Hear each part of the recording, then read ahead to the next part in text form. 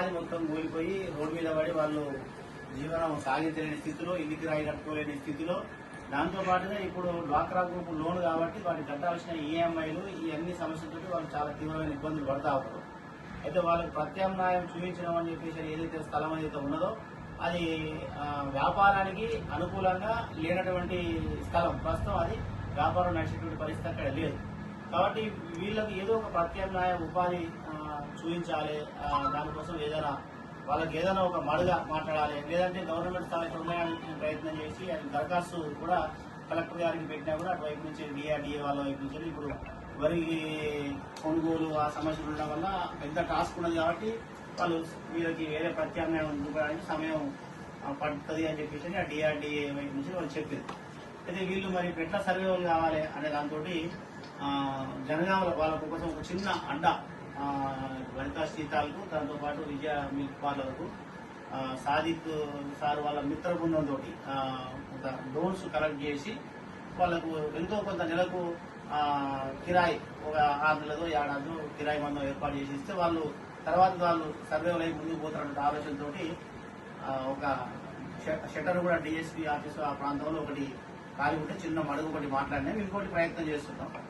అది మాట్లాడి అక్కడ వాళ్ళకు కొద్దిగా అడ్వాన్స్ కూడా ఇచ్చేసి ఇక్కడికి వచ్చినాం. 20,000 రూపాయలు అడ్వాన్స్ కూడా ఇచ్చి 6,000 రూపాయలకు మడుగ కిరాయి కూడా మాట్లాడి 6 నెలల ఏడాది వరకు వాళ్ళకు చేస్తే కిరాయి మందం, మిగతాది వాళ్ళు దందా చేసుకుని వాళ్ళ కాళ్ళ మీద వాళ్ళు నిలబడడానికి ఏదైనా మార్గం చూద్దామన్నటువంటి దాంతో ఆ ప్రయత్నం సాదిక్ సార్ వైపు నుంచి వెళ్ళి వాళ్ళ మిత్ర బృందం నుంచి వెళ్ళి తర్వాత కమిటీ వైపు నుంచి కమిటీ దృష్టి కూడా తీసుకొచ్చి ఆ పని చేయించాలని చెప్పేసి అని సార్ ప్రయత్నం జరుగుతుంది. అది చేసుకొని ఇక్కడికి వచ్చిన తర్వాత మేము అక్కడ ఇద్దరం డిస్కస్ అయిపోయినాం.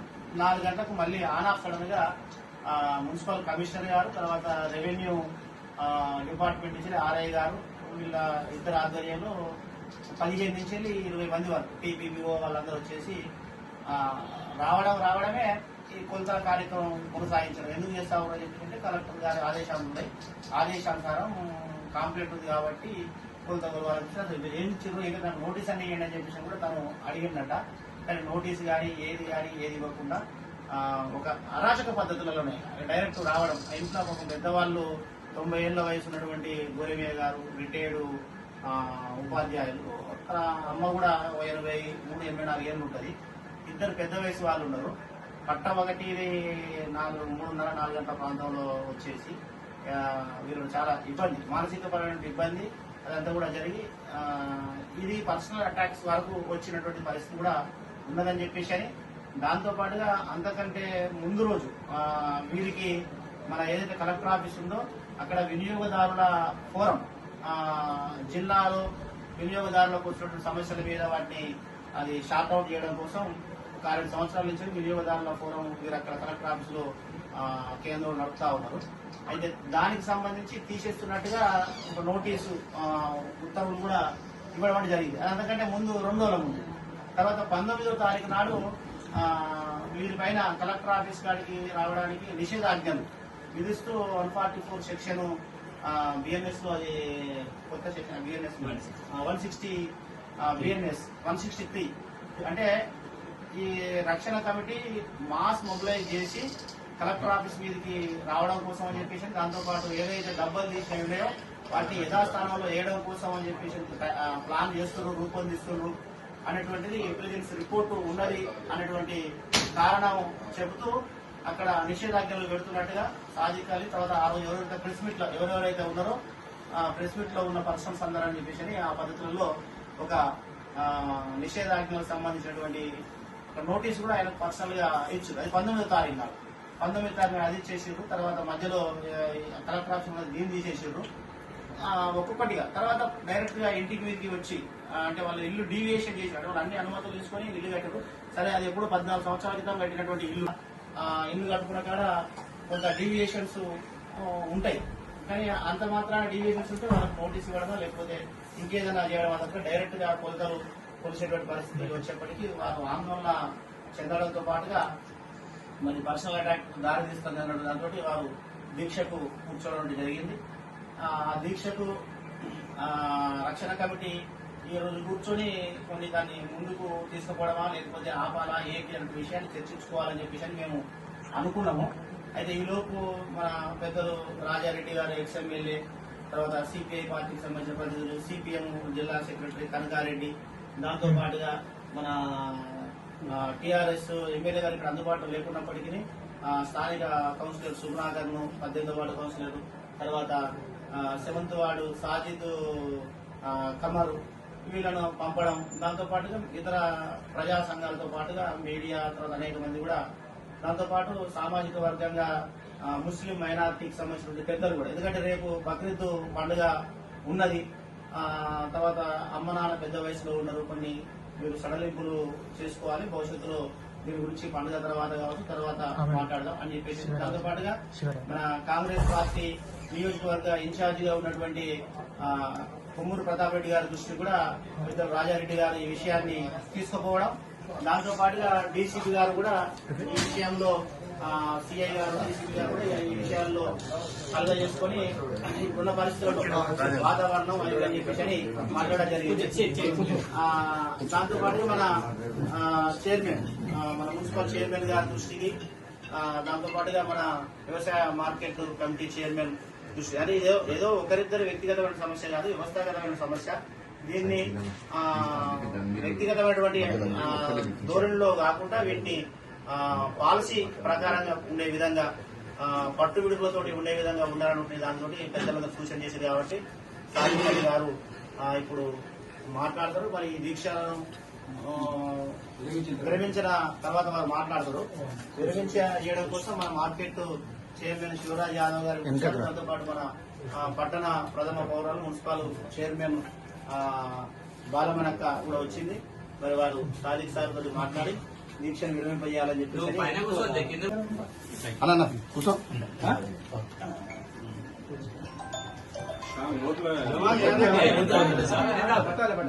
జమాల్ ఇదే దేకో.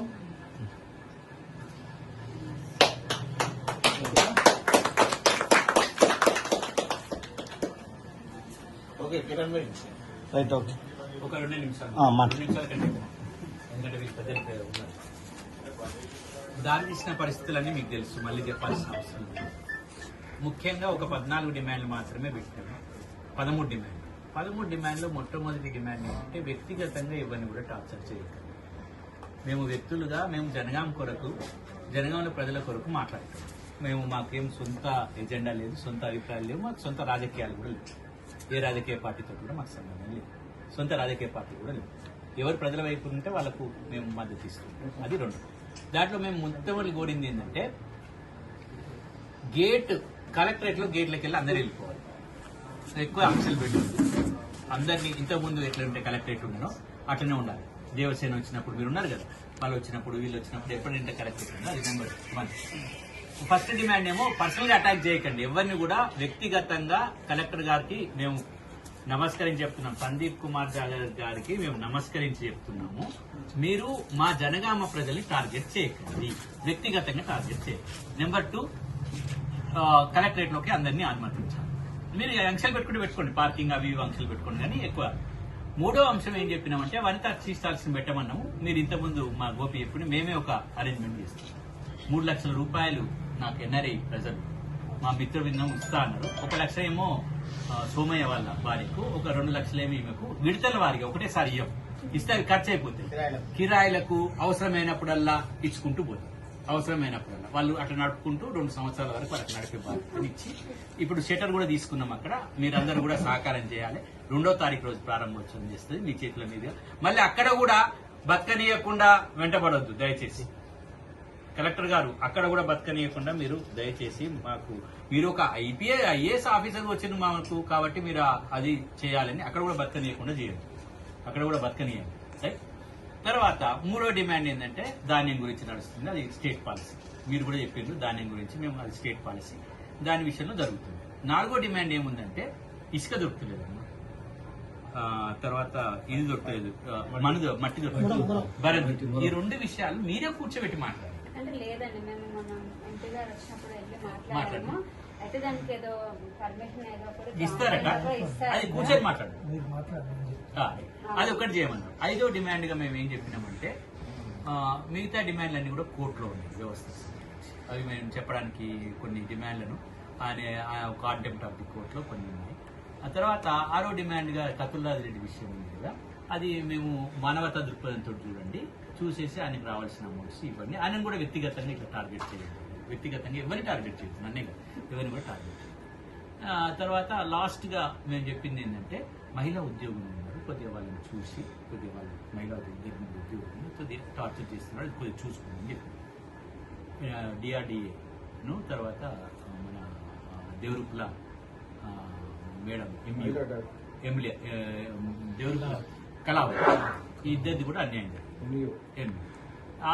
లాస్ట్గా మేము ఏం చెప్తున్నామంటే జిల్లా ప్రజలందరినీ తమ కడుపులో పెట్టుకుని చూసుకోవాల్సిన బాధ్యత మీకుందని చెప్తున్నాను. అయితే ఈ సందర్భంగా నేను నా ఇంటికి వచ్చి ఎప్పుడైతే టేప్ పెట్టి కొరవడం జరిగిందో నేను జీవితాంతం నా జీవితంలో సగభాగాన్ని నేను ఇంట్లో కూడా పైసలు ఇవ్వకుండా ప్రజల కొరకు పనిచేసే వ్యక్తి. వాళ్ళు చివరికి నన్ను ఒక ప్రశ్న అడిగిండ్రు, మా ఇంటోళ్ళు, మాకు ఇల్లు కూడా లేకుండా చేస్తావా? ఆ ప్రశ్నకు నేను ఏం సమాధానం చెప్పాలి? మాకు ఇల్లు కూడా లేకుండా చేస్తావా నీ ప్రక్రియల ద్వారా? మా నాన్న, మా అమ్మ, నా భార్య నన్ను నీ పనుల ద్వారా, నువ్వు సేవా కార్యక్రమాలు అంటున్నావు, నువ్వు చేసే పనుల ద్వారా మాకు ఇల్లు కూడా లేకుండా చేస్తావా? ఈ ఉన్న ఇల్లు ఒక్కటి కూడా లేకుండా చేస్తావా అన్నప్పుడు నా మనస్సుకు ఎంత ఆవేదన జరుగుతుందో మీరందరూ కూడా పరిగణలోకి తీసుకొని, అప్పుడు నేను అనుకున్నా నేను ఉంటే ఏంది లేకుంటే ఏంది, నా ఇల్లు కూడా లేకుండా చేసినప్పుడు నేను ఎంత ప్రజల కొరకు చేసినప్పుడు అనే అభిప్రాయంతో ఆమె నిరాదీక్ష కూర్చోండి. మిత్రులు శ్రేయ విలాసులు చెప్పినట్టు మనం వినడం జరిగింది. మీ అందరి పట్ల గౌరవం ఉంది. మీ అందరి పట్ల గౌరవంతో పాటు నాకు మీ అందరి పట్ల ఒక విధమైనటువంటి ప్రేమ అనురాగాలున్నాయి. తర్వాత మీ అందరు ఇచ్చిన హామీ మీద నాకు గట్టి హామీ ఉంది. మీరు ఖచ్చితంగా వింటారు, ఖచ్చితంగా చేస్తారు, మీరు నిలబడతారు అని, ఇట్లాంటి పర్సనల్ అటాక్ కాకుండా నిలబడతారనే గట్టి హామీ ఉంది. కాబట్టి ఆ హామీతో నేను ఈరోజు మీ సమక్షంలో నన్ను చివరి వరకు పోదాం అనుకున్నా ఈరోజు.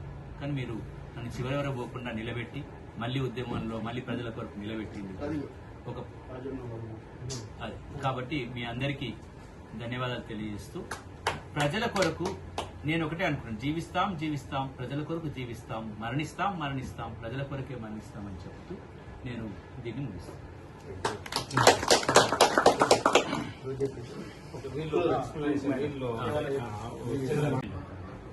మా ఇల్లు కొలవడం, ఇట్లా ఎవరి ఇల్లు కొలవడం గట్టి హామీ ఇస్తాను.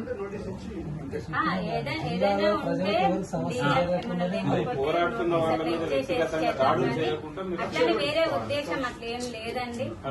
కలెక్టర్ గారు కూడా మొన్న ఎంపీ గారు వచ్చినప్పుడు అన్ని మాట్లాడాము, అన్ని చెప్పారు. తను కూడా ఒక యాప్ డౌన్లోడ్ చేశాడు ఇసుక గురించి, అవన్నీ కూడా చేస్తా అని చెప్పారు. మీరు కూడా ఏదన్నా ఉంటే కలెక్టర్ గారి దగ్గరికి వెళ్ళి మాట్లాడి వెళ్దాం, కంపల్సరీ వెళ్దాం. అందరం పోరాడి ప్రజల కోసం. జనగామ జిల్లా సహచర ఉద్యమకారుడు సాదిక్ అలీ గారు కలెక్టర్ వైఖరి పైన అమరణ నిరాహార దీక్ష కూర్చోవడం జరిగింది. అందుకు గాను ఈరోజు మేము ప్రభుత్వం తరఫున వచ్చి వారి అమరణ నిరాహార దీక్ష విరమించడం జరిగింది.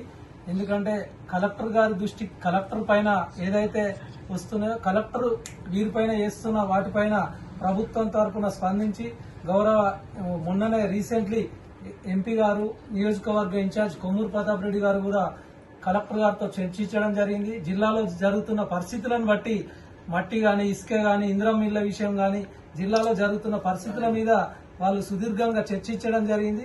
దానికి కలెక్టర్ గారు స్పందించి యాప్ క్రియేట్ చేసి దానికి సంబంధించి కొంత గవర్నమెంట్ అధికారులతో మాకు కొన్ని చూపెట్టడం జరిగింది. అది నాకు తెలిసి తొందరలో అమలు అవుతే మనకు వివిధ సమస్యలు జరగకుండా అవుతాయని చెప్పేసి అనుకుంటున్నాం. అదేవిధంగా ఏదైతే సాదిక్ అలీ గారికి కానీ ఏదైనా అన్యాయం జరిగితే ఖచ్చితంగా మేము దానిపైన చర్చించి కలెక్టర్ గారి దృష్టికి తీసుకెళ్తాం. అదేవిధంగా గౌరవ ఎంపీ గారు, నియోజకవర్గ ఇన్ఛార్జ్ కొమ్మూరు ప్రతాప్ రెడ్డి గారు కూడా మాట్లాడడం జరిగింది. ఇందాక మాకు కాల్ చేసి ఇమ్మీడియట్లీ సాదిక్ అలీ గారి దగ్గరికి వెళ్ళండి అని చెప్పి మాకు కోరడం జరిగింది. అదేవిధంగా ఇంకేమన్నా జనగామకు అన్యాయం జరిగినా కూడా కలెక్టర్ గారి పైన చర్యలు తీసుకోవడానికి, ఒకవేళ వారు నిజంగానే తప్పు చేసి ఉంటే వారిపైన ప్రభుత్వం తరఫున మేము అది చూసుకోవడం జరుగుతుంది. ఎంపీ గారు కానీ, ఇంకా మా అధికారులు కానీ, మా ప్రభుత్వం తరఫున ఖచ్చితంగా మేము స్పందిస్తాం. ప్రజలకు ఎటువంటి సమస్య జరగకుండా మేము ముందు చూసుకుంటామని చెప్పేసి ఈ సందర్భంగా తెలియజేస్తూ ఈ కార్యక్రమం పాల్పంచుకుంటున్న అందరికీ పేరు పేరున ప్రత్యేక ధన్యవాదాలు. నమస్కారం. నేను ఈరోజు మన సాదిక్ అలీ గారు నిరాహార దీక్ష చేస్తే అది విరమించడానికనే ఇక్కడ మనకి వచ్చాను నేను. అయితే ఏదైనా చావడం అనేది మనిషికి పరిష్కారం అయితే కాదు. ఏదైనా సరే సామరస్యంగా మాట్లాడుకొని పరిష్కరించుకుంటే మంచిదని నా అభిప్రాయము. అందులో ఇంకొకటి ఏంటంటే కలెక్టర్ మీరందరూ ఇలాంటివి ఇసుక గురించి కానీ మట్టి గురించి ఇలాంటివి అన్ని కూడా మేము మొన్న ఎంపీ గారు వచ్చారు. ఎంపీ గారు వచ్చినప్పుడు కలెక్టర్ గారిని కలవడం జరిగింది. కలెక్టర్ గారితో అన్ని విషయాలు మాట్లాడాం. ప్రతి దానికి వాళ్ళు రైతుల గురించి ఏంటి, ఇసుక గురించి మట్టి గురించి అన్ని ఎక్స్ప్లెయిన్ చేసి చెప్పారు మాకు. ఏది ఎలా దానికి యాప్ ఏదో డౌన్లోడ్ చేసేసి దాని ద్వారా 24 hours లో అయిపోయేటట్టుగా చేస్తామని చెప్పారు. ఇంకా అందుకని ఇంకా సార్ గారు కూడా మరి ఇంకా నిరాహార దీక్ష చేయకుండా ఏదైనా ఉంటే మనం అందరం కలిసి మాట్లాడుకొని సాల్వ్ చేద్దాం. అతి తక్కువ సమయంలో మీ వ్యాపార సామ్రాజ్యాన్ని పెంచుకోవాలనుకుంటున్నారా? తక్కువ ఖర్చుతో ఎక్కువ పబ్లిసిటీ చేయాలనుకుంటున్నారా? అయితే ఇంకెందుకు ఆలస్యం? మీ జేఎన్టీవీ తెలంగాణ ఛానల్లో అతి తక్కువ ఖర్చుతో ప్రకటనలివ్వండి. అత్యధిక లాభాలను సాధించుకోండి. వ్యాపార, వాణిజ్య, పాఠశాలలు, వైద్యశాలలు, హోటళ్లు, వస్త్ర దుకాణాలు, అన్ని రకాల వ్యాపార ప్రకటనల కొరకు సంప్రదించండి. మా ఫోన్ నంబర్స్ 8558280881 9247896607.